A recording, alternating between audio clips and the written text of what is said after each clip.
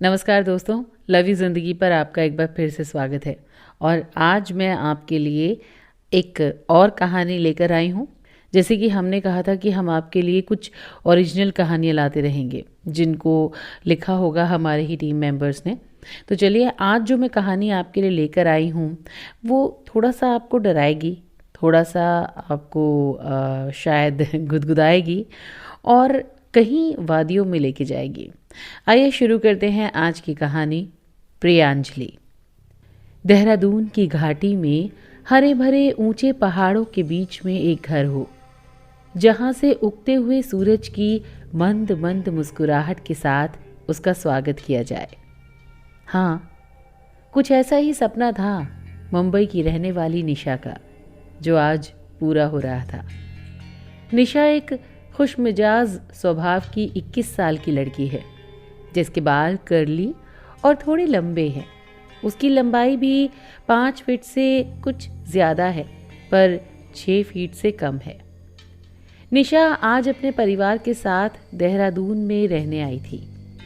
जिस जगह निशा ने नया घर लिया था, उसके आसपास मुश्किल से ही 5-6 घर और थे। निशा बहुत ही खुश थी कि अब वो यहाँ रहेगी। शाम के लगभग 4:40 हो रहे थे। निशा का परिवार अपने नए घर पहुंच चुका था। निशा की मम्मी ने ताला खोला और सारे लोग अंदर जाने लगे। निशा जैसे ही अपना बैग उठाकर चलने को हुई, उसे लगा कि कोई है जो अभी अभी निकल के बाहर की तरफ गया है। निशा पीछे मुड़ गई और मेन गेट तक आई, पर उसे कोई दिखाई नहीं दिया। निशा वापस आने लगी तो उसे पायल की झनक सुनाई दी। निशा ने फिर से नज़र इधर उधर दौड़ाई, पर उसे कुछ नज़र न आया। उसे लगा कि ये उसका वहम है। तभी उसकी मम्मी उसे आवाज़ देती हैं, निशा, कहाँ रह गई? क्या कर रही हो? आओ अंदर चलो। निशा की मम्मी श्रीमती मेघना वर्मा, जिनकी उम्र 40 के करीब थी, रंग गोरा था, पर चेहरे से लालिमा अभी भी झलकती थी। कुछ नहीं मम्मी, बस ऐसे ही कुछ देख रही थी। कितना अच्छा लग रहा है ना यहाँ पर। निशा वापस आकर अपना बैग उठाती है और अंदर चली जाती है। सब थके ही होते हैं तो सामान हॉल में रख देते हैं और वहीं सोफे पर बैठ जाते हैं, पर निशा सीधा ऊपर चली गई। उसने कमरे का दरवाज़ा खोला तो पूरा कमरा मिरर से भरा था। वो जिधर भी देखती उसे अपना ही चेहरा दिखाई दे रहा था। अचानक उसकी नज़र दीवार पर टंगी एक तस्वीर पर गई। वो उस तस्वीर को एकटक निहारे जा रही थी, मानो वो उससे बात करना चाहती हो। निशा मन ही मन बहुत खुश भी थी और बहुत सरप्राइज भी थी। वाह, इतनी खूबसूरत तस्वीर मैंने आज तक नहीं देखी। कौन है ये? किसकी फ़ोटो होगी ये? निशा मन ही मन सोच रही थी। निशा उस दीवार के पास गई और जैसे ही उसने अपने हाथ तस्वीर की तरफ बढ़ाए थे कि एक ज़ोर की हवा का झोंका आके निकल गया। निशा अंदर ही अंदर डर गई, पर उसने हिम्मत करके वो तस्वीर उतारी और उसने तस्वीर अपने बेड के जस्ट सामने वाली दीवार पर टांग दी। निशा ने फिर वहीं अपना सामान जमा लिया और बेड पर बैठ गई। अब रात के 9:15 हुए थे। सब डिनर करने के लिए बैठ गए थे। निशा की माँ खाना लगाती हैं, निशा भी उसकी हेल्प करने लगती है। तभी निशा का भाई अभिनव, जो कि उम्र में निशा से 2 साल बड़ा है, मतलब कि 23 साल का है। अभिनव के भी बाल सेम निशा की तरह कर्ली हैं। उसका रंग हल्का सा गेहुआ और हाइट पूरी 6 फीट है। निशा को चिढ़ाने के लिए माँ से कहता है, माँ, मुझे नहीं लगता अब आपको किसी मेड की ज़रूरत पड़ेगी। हमारी प्यारी सी बहन अब घर का सारा काम करेगी, है ना? जी बिल्कुल करेगी, पर सिर्फ घर का, आपका कुछ काम नहीं। तो आपको अपना काम करने की आदत डाल लेनी चाहिए। अब अभिनव कुछ बोलने ही वाला था कि माँ ने रोक दिया। अब चुप करो दोनों और खाना खा लो। सब खाना खाते हैं और अपने अपने कमरे में सोने चले जाते हैं, पर निशा अपने कमरे में चेयर पर बैठकर कुछ पढ़ने लगती है। अचानक उसके रूम की खिड़की खुली और बारिश की कुछ बूंदें उसकी किताब पर आने लगी। निशा उठकर खिड़की बंद करने लगी तो नीचे बारिश में हल्की भीगी खड़ी एक लड़की थी जिसके रोने की आवाज सुनाई देती है। निशा जल्दी से नीचे गई। उसने दरवाजा खोला तो वहां कोई नहीं था। निशा को बहुत आश्चर्य हुआ और डर भी लगा। उसने जैसे ही मुड़कर दरवाजा बंद करना चाहा, वैसे ही उसे लगा कि उसका हाथ किसी ने पकड़ लिया है। निशा के पसीने छूट गए, पर उसने देखा तो वही रोती हुई लड़की निशा का हाथ थामे थी। निशा ने उसको देखा तो थोड़ा डर कम हुआ, पर जैसे उसके जहन में सवालों का बवंडर था। तुमने तो मुझे डरा ही दिया था। नाम क्या है तुम्हारा और इतनी रात में यहाँ क्या कर रही हो? कहाँ जाना है तुम्हें? निशा अपना सवाल पूरा भी नहीं कर पाई थी कि उसकी नज़र उस लड़की के पैरों पर गई। निशा अब बेसुध थी क्योंकि उस लड़की के दोनों पैर नहीं थे, पर वो निशा के बराबर खड़ी दिख रही थी। निशा वहीं गश खाकर गिर गई। जब उसे होश आया तो उसने खुद को अपने कमरे में अपने बिस्तर पर पाया।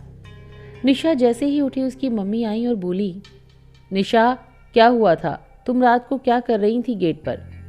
निशा बताना तो चाहती थी पर उसने बताया नहीं। उसने ये कहकर बात टाल दी कि मैं चेक करने गई थी कि ताला लगा है या फिर नहीं। कैसे गिर गई ये मुझे नहीं पता।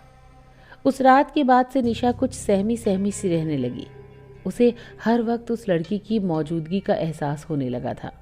एक दिन जब निशा घर में अकेली होती है और वो अपने कमरे में ही लेटी होती है जिसमें हर तरफ मिरर लगे हुए हैं, अचानक से निशा को पायल की झनक और कुछ रूहानी संगीत की गुनगुनाहट सुनाई देती है।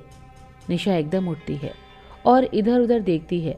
निशा को अब यकीन हो चला था कि पहले दिन से उसके साथ जो हुआ वो उसका वहम नहीं था। यहाँ किसी की आत्मा है जो उसे अपनी मौजूदगी का एहसास कराती है।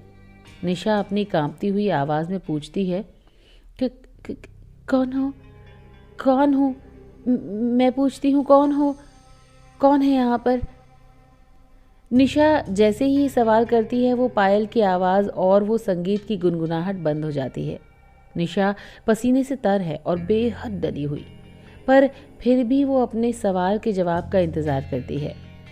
कमरे में सन्नाटा सा छा जाता है। तभी निशा को आवाज़ सुनाई देती है, मैं प्रियांजलि हूँ। ये घर मेरा ही है और मैं इसी कमरे में अपनी डांस प्रैक्टिस करती थी। और वो आगे कुछ बोलने वाली थी कि गाड़ी का हॉर्न बजता है और हवा का झोंका कमरे से बाहर चला जाता है। निशा बहुत डरी हुई होती है और हॉर्न की आवाज़ सुन के भागकर नीचे जाती है तो देखती है सब लोग वापस आ गए हैं। निशा की हालत देखकर उसके पापा श्री अशोक वर्मा, जो कि एक 48 साल के व्यक्ति हैं जिनकी लंबाई 6 फीट से कुछ ज़्यादा है, जो धर्म कर्म में विश्वास रखते हैं और हमेशा गंभीर रहते हैं, निशा से पूछते हैं, क्या बात है, इतनी घबराई हुई क्यों हो? निशा अपनी कांपती हुई आवाज़ में सारी बातें अपने पापा को बताती है। जब निशा ऊपर अपने कमरे में थी तब वो चिल्ला के उस आत्मा से सवाल कर रही थी। उसकी आवाज़ सुनकर उसके पड़ोस के ही एक लगभग 55 साल के गुप्ता अंकल आ गए थे। जब उन्होंने निशा की बातें सुनी तब उन्होंने भी बताया कि आप लोगों के आने से पहले इस घर में संगीत और पायल की आवाज़ें आती थी, ठीक वैसी ही आवाज़ जैसी प्रियांजलि के डांस करते हुए आती थी। प्रियांजलि का नाम सुनते ही पापा चौंक जाते हैं। वो गुप्ता अंकल से पूछते हैं, ये प्रियांजलि कौन है? गुप्ता अंकल कहते हैं, प्रियांजलि बहुत अच्छी लड़की थी जिसका सपना था मुंबई जाके एक नृत्यांगना बनना।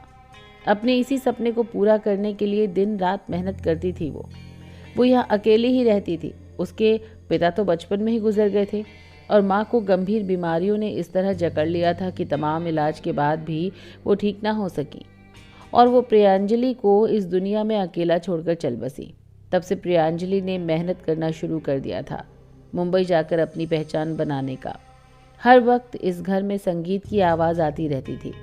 एक दिन अचानक वो सुबह सुबह ही गुस्से में फ़ोन पर बात करते हुए निकली। भगवान जाने क्या बात हुई होगी। उस दिन से आज तक प्रियांजलि का कुछ पता नहीं चला।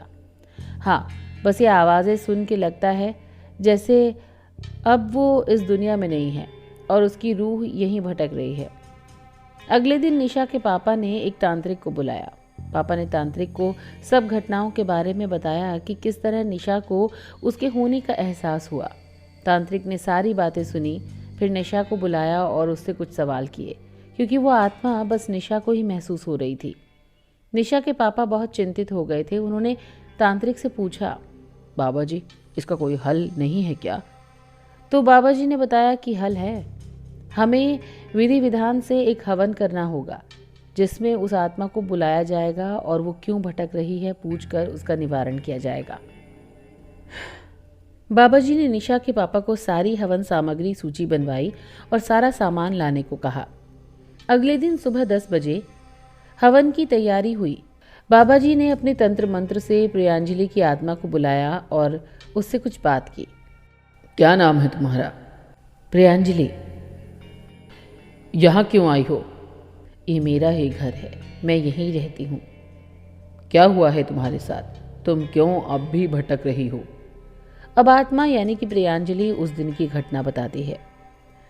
उस दिन सुबह में डांस प्रतियोगिता के लिए जा रही थी। तभी मुझे कॉल आया कि मुझे इस प्रतियोगिता से निकाल दिया गया है। मैं गुस्से में चली गई थी और रास्ते में ही मेरा एक्सीडेंट हो गया, जिसमें मेरे दोनों पैर चले गए थे। तब से आज तक मैं यूं ही इस घर में भटक रही हूँ। मेरी माँ की यादें इसी घर में हैं। तो तुम निशा को ही महसूस क्यों होती हो? निशा गाने सुनती है, बजाती है। वो मुझे मेरे जैसी लगी। मुझे उससे कोई डर नहीं लगा, इसीलिए मैं निशा के करीब होती जा रही थी। दीवार पर टंगी तस्वीर किसकी है? मेरी ठहरी सी ज़मीन, मेरे सपनों का आसमां, मेरा छोटा सा मकान, मेरी पूरी दुनिया, जिसने दिए थे पर मुझे अपने लहू से गढ़ के। वही मेरी तन्हा मंजिल, वही मेरा कारवां, मेरी माँ, मेरी दुनिया, जिसकी तस्वीर मैंने अपने हाथों से बनाई थी। बाबा ने प्रियांजलि की सारी बातें सुनी। उन्होंने उससे कहा, देखो, अभी तक तुम्हें मोक्ष नहीं मिला, इसीलिए तुम भटक रही हो। अब हम तुम्हारी आत्मा की शांति के लिए हवन कर रहे हैं, जिससे तुम्हें मोक्ष प्राप्ति होगी। प्रियांजलि का कोई जवाब नहीं आता है। तांत्रिक हवन करते हैं और प्रियांजलि की आत्मा का उद्धार हो जाता है। प्रियांजलि अब हमेशा हमेशा के लिए जा चुकी है। अब निशा को कोई भी नहीं दिखता है, ना ही उसको पायल की आवाज़, ना ही संगीत की आवाज़ सुनाई देती है। और अब निशा अपने सपनों के घर में अपने परिवार के साथ खुशी खुशी रहती है। तो दोस्तों, कैसी लगी आपको आज की ये कहानी? हमें कमेंट करके ज़रूर बताइएगा। देखिए, कई बार ऐसा होता है हर किसी के साथ कि हमें कुछ अनयूजुअल सा महसूस होता है। तो अगर आपके साथ भी कुछ ऐसा हुआ है, आपको भी कुछ ऐसा अनयूजुअल सा महसूस हुआ है, तब भी हमें कमेंट करके अपना एक्सपीरियंस ज़रूर शेयर करिएगा। हमें बहुत अच्छा लगेगा। कमेंट करने के साथ साथ अपने अपनों को भी यहाँ पर अगर इनवाइट करेंगे, हमारे चैनल को सब्सक्राइब करेंगे और हमारे चैनल को लाइक करेंगे तो हमें बहुत पसंद आएगा। तो लव यू ज़िंदगी के साथ ऐसे ही बने रहिए और सब्सक्राइब करना मत भूलिए, क्योंकि जब आप सब्सक्राइब करेंगे तो हमारे आने वाले कहानियों की नोटिफिकेशन आपको मिलेगी और फिर आप हमारी उन कहानियों को सुन पाएंगे। तो आज की ये कहानी कैसी लगी हमें ज़रूर बताइएगा कमेंट करके। तब तक के लिए मुझे दीजिए इजाज़त। बहुत जल्दी ही एक और कहानी के साथ हाजिर होंगी। आप सुनते रहिए लव यू ज़िंदगी। बाय।